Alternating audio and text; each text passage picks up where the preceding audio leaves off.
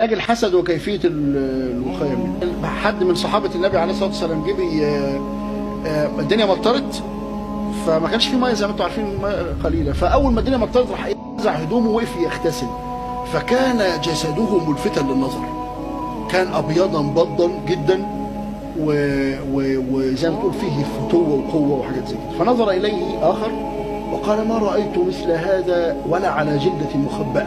قال له: ده انت جسمك ولا في بياضه وهيئته ولا يغلب النساء. اول ما قال له كده راح واقع من طوله.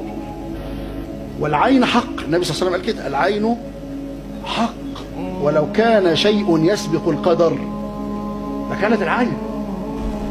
فمسألة الحسد موجود الحقيقة. لما حصل كده النبي عليه الصلاة والسلام جاء يخوض الماء، لما أخبر كده عليه الصلاة والسلام قام جري على طول جري.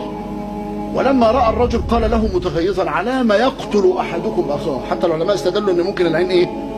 يبقى منها ما يقتل والعياذ بالله، يحسده يبص له فيقتله. فالنبي صلى الله عليه وسلم عمل إيه؟ العلاج كان إيه بقى؟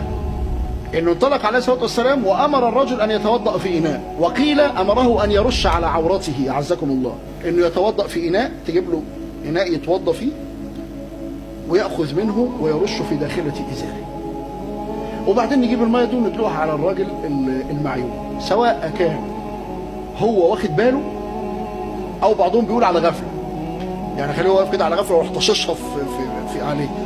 الفزعة دي صحيح، الفزعة دي بتعمل إيه؟ تطرد هذا الأثر فيشفي الله عز وجل. ده علاج. ولذلك النبي صلى الله عليه وسلم قال: إذا استغسلتم فاغسلوا. يعني لو واحد قال لك ممكن تغتسل، ما تقولوش ليه وحسدك على إيه؟ أنت مفكر نفسك إيه؟ لا، مفيش كده. السنة إذا اغتسل لك أغتسل لك، حاضر. إذا استغسلتم فاغسلوا. تاني اللي أنا شاكك فيه إن هو ممكن يحسد أو طالبه بالتبريك، لأن النبي عليه الصلاة والسلام لما جاء في الحادثة دي ولقى قال: على ما يقتل أحدكم أخاه هلا بركت؟ قال له: مش كنت تقول اللهم بارك؟ مش كنت تقول تبارك الله؟ مش تقول ما شاء الله لا قوه الا بالله على فكره، لا، تقول ايه؟ اللهم بارك.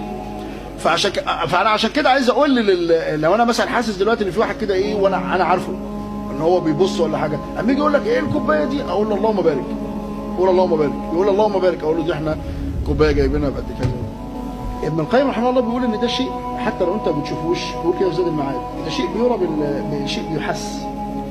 بيقول ان في حيه من الحياه، نوع من الحيات بيسمم الانسان بالنظر، ما بينفسش عليه حاجه. لو بص له عينه جت في عينك كده، يلاقوا الواحد وقع، يكشفوا عليه لو اثر سم في جواه.